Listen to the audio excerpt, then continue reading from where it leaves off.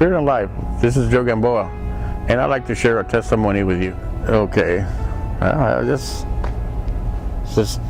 had to go see the doctor. I had an annual checkup.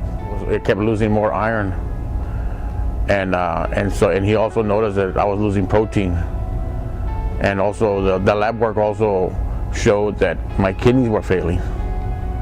And since he was my primary doctor, he had to actually send me to a specialist, which is a renal doctor.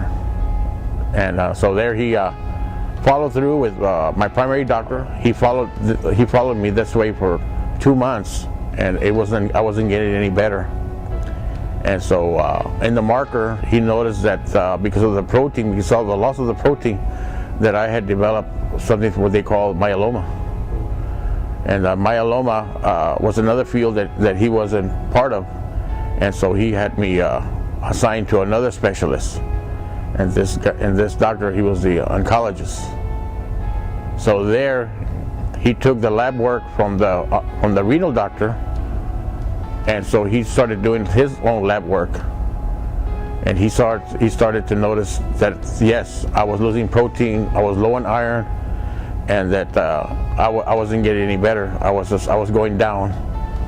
And so one day I walked in, and I noticed that this time on the lab work, I actually sat down, and this guy was pulling tubes from the drawers and from the cabinets, and I saw this whole bunch of test tubes on his hands. And I told him, I said, "Is this for me?" He said, "Yes." And I counted them, and there were 14 of them.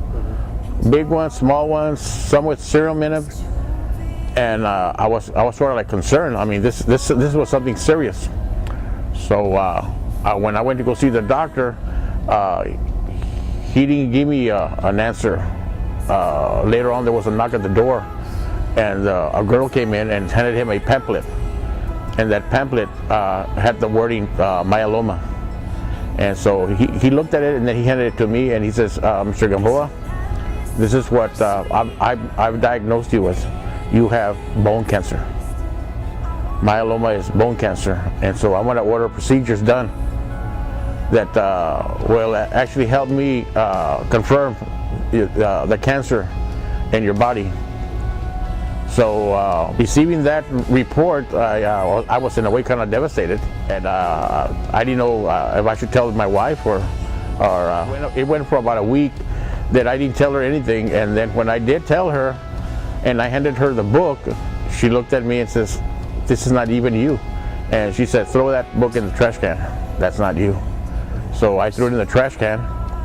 And then the coming weeks, I went through the procedures that the oncologist had ordered. So then after all the 3 tests that he had ordered, I waited for 3 weeks for the results. So it was on a Thursday, and I had to go in for the results, and my appointment was at 2:45. And so I waited there for the longest time. So 5 minutes to 6, they called me, and I went into the triage room, and the doctor, he came in, and he says, "I've got news. I've got some news for you." And the reason that I took this long was I figured that maybe the lab tech had made a mistake, or the machine had made a mistake. And so I had to run the test 2 times. And both times it gave me the answer that they were both negative. And so I'm here to tell you that you have no cancer. And so a week after that, I got the news from the oncologist. The renal doctor had one of his nurses call me up and tell me that he wanted to see me immediately. And so she said, "Doctor wants to see you the next day, and you need to be there." So I came in, and he called me in, and he looked at my report from the oncologist, and he says, "You know, you don't have cancer." And he says, "But you know, there's something else that actually happened here. And this is unbelievable.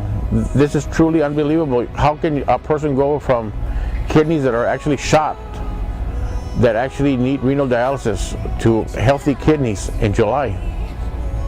So I'm here to tell you that that you don't need no renal dialysis, that you have healthy kidneys. And so I was glad. Sitting under the teachings of Ryan and Ernest Pena, it just sort of just, you might say, it jacked up my faith. It just put it into another level of I guess like the sign says outside, Spirit and Life redefining church. It redefined my faith in God to the point where I knew who I was back then, but I knew who I was now, and that my faith actually carried me through the whole healing. And so that's my testimony.